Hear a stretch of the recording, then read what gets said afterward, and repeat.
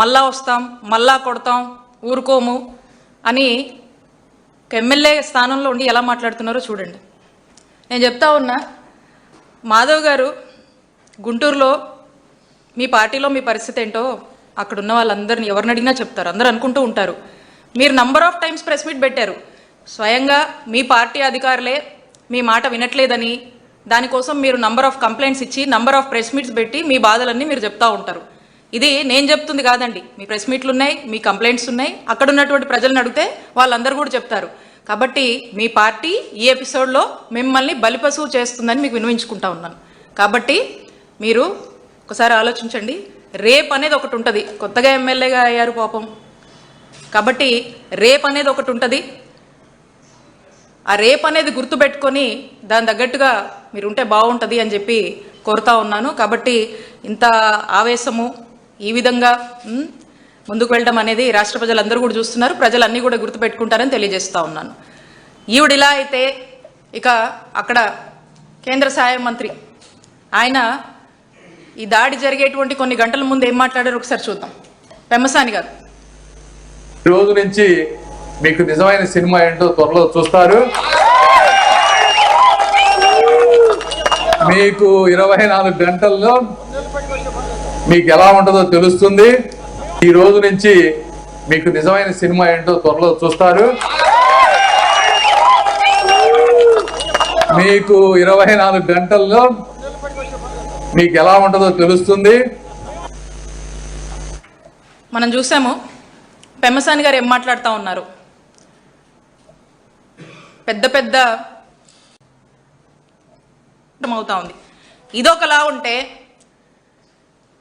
ఇక మా చిలకలూరుపేటలో అక్కడ ఎమ్మెల్యే ఉన్నాడు పుల్లారావు, మరి అతను నేను అక్కడ తిరుమల లడ్డూ విషయంలో ఏదైతే జరగనటువంటి కల్తీని కల్తీ కల్తీ కల్తీ నెయ్యి అని చెప్పేసి ఏ విధంగా చంద్రబాబు నాయుడు గారి ప్రభుత్వము అసత్య ప్రచారం చేస్తుందో, మరి ఇది తప్పు. స్వయంగా మనం చూసాము, ఈ సిబిఐ సిట్ ఇచ్చింది ఏమని, దీంట్లో ఎక్కడ కూడా జంతుకోవు కలవలేదు నెయ్యిలో అని చెప్పారు. ఎన్డీడీబీ కూడా అదే స్పష్టం చేసింది, there is no load detected అని చెప్పేసి, ఇందులో జంతుకోవు కలవలేదు అని చెప్పి స్పష్టంగా డిటెక్టెడ్ అని చెప్పేసి, ఇందులో జంతుకోవు కలవలేదు అని చెప్పి స్పష్టంగా చెప్పారు. మరి ఇది జీర్ణించుకోలేక వీళ్ళు డైవర్షన్ పాలిటిక్స్ చేస్తూ ఉన్నారు. నేను మా నాయకులతో బోయపాలెం గుడికి, అక్కడికి వెంకటేశ్వర స్వామి గుడికి వెళ్ళి అక్కడ పూజలు నిర్వహించి బయటికి వస్తే నానా రభస చేశారు. ఒక్కసారి అది వీడియో ప్లే చేయమ్మా.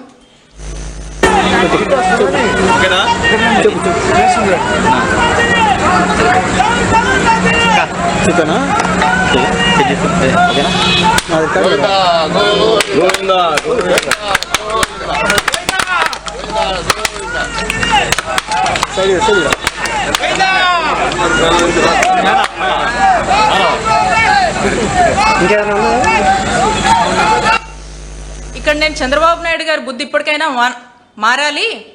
ఇప్పుడు కూడా ఇంకా దేవుళ్ళని లాగి రాజకీయాలు చేయొద్దు, తమ స్వార్థ రాజకీయాల కోసం అని చెప్పేసి మొరపెట్టుకొని బయటికి రావడం జరిగింది. దీని తర్వాత నెక్స్ట్ వీడియో ప్లే చేయమా.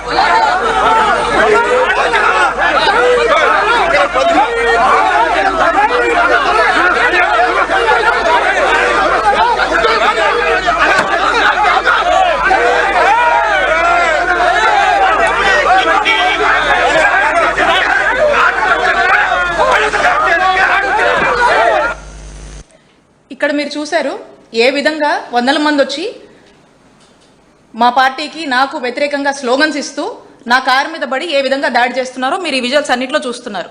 ఇక్కడ విచిత్రం ఏంటంటే, నేను గుడిలోంచి బయటకు వచ్చినప్పుడు వాళ్ళే బయటకు వచ్చేలోపు ఈ రభసంతా చేసి మా మీద దాడి చేయడానికి, మా కారు మీద దాడి చేసి ఇలాంటి స్లోగన్స్ ఇచ్చి ఇష్టం వచ్చినట్టుగా మాట్లాడి మా మీద దాడి చేసి తిరిగి ఈరోజు చూస్తే విచిత్రం ఏంటంటే ఈరోజు నా మీద మా క్యాడర్ మీద కేసు కట్టారు.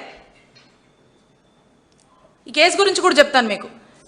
ఈ కంప్లైంట్లో ఏం రాస్తుందంటే మేమంట గుడికి వెళ్ళి అక్కడంట బయట నేను కుల మత వర్గాలు గురించి రెచ్చగొట్టే విధంగా నేను మాట్లాడానని చెప్పి కంప్లైంట్లో పెట్టారు. నేనంటే కుల మతాలు వర్గాల గురించి ఏదో రెచ్చగొట్టినట్టుగా మాట్లాడానని, ఆ తర్వాత మీకు ఇక్కడ ఏం పనని వచ్చిన వాళ్ళతో నేను గొడవపడి వాళ్ళని చేతులతో నెట్టి కర్రలతో కొట్టానంట. ఇది వీళ్ళు నా మీద కంప్లైంట్ ఇచ్చి మరి నా మీద కేసు కట్టారు. 22 మంది మీద కూడా మా నాయకుల మీద కూడా అక్కడ పార్టిసిపేట్ చేసిన వాళ్ళ మీద కేసులు కట్టడం జరిగింది. ఒక్కసారి ఆ ఫస్ట్ వీడియో ప్లే చేయమ్మా.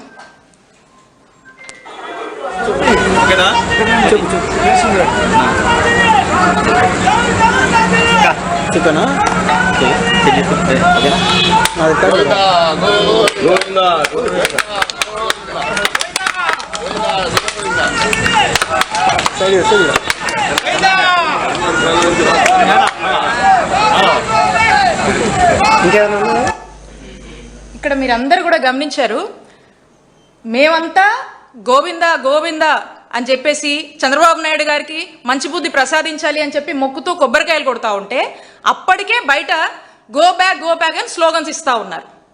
అప్పటికే కొంతమందికి జైలు కొడతా ఉన్నారు. అప్పటికే గొడవ నేచర్లో వాళ్ళంతా కూడా మా కారు మీద దాడి చేస్తూ ఉన్నారు. మేము గుడి లోపల పూజలు చేస్తున్నాం. మేము బయటికి వచ్చే లోపే ఇదంతా జరిపించి ఇప్పుడేమంటున్నారు, నేను బయటకు వచ్చి కుల మతాలు రెచ్చగొట్టేలా నేను మాట్లాడాను, నేనే నెట్టాను, మా వాళ్ళు నెట్టారు, కర్రలతో కొట్టామని చెప్పి మా మీద కంప్లైంట్ ఇస్తే ఈ రోజున మా మీద కేసు కట్టారు. తిరిగి మా వాళ్ళే మళ్ళా అక్కడ ఈ ఇన్సిడెంట్ జరిగింది అని చెప్పి మా వాళ్ళు కంప్లైంట్ ఇస్తే దాని మీద ఇంత కూడా స్పందించలేదు, దాని మీద ఏం చేయని కూడా చేయలే. అంటే గుడికి వెళ్ళి వస్తే మా మీద కేసు కట్టారు. అంటే నేను అడుగుతా ఉన్నాను చంద్రబాబు నాయుడు గారిని, నేను గుడికి వెళ్ళి వస్తే నా మీద మా క్యాడర్ మీద కేసులు కడతారా మీరు? మరి నేను చేసిన తప్పేంటి? వెంకటేశ్వర స్వామి గుడికి వెళ్ళొద్దా?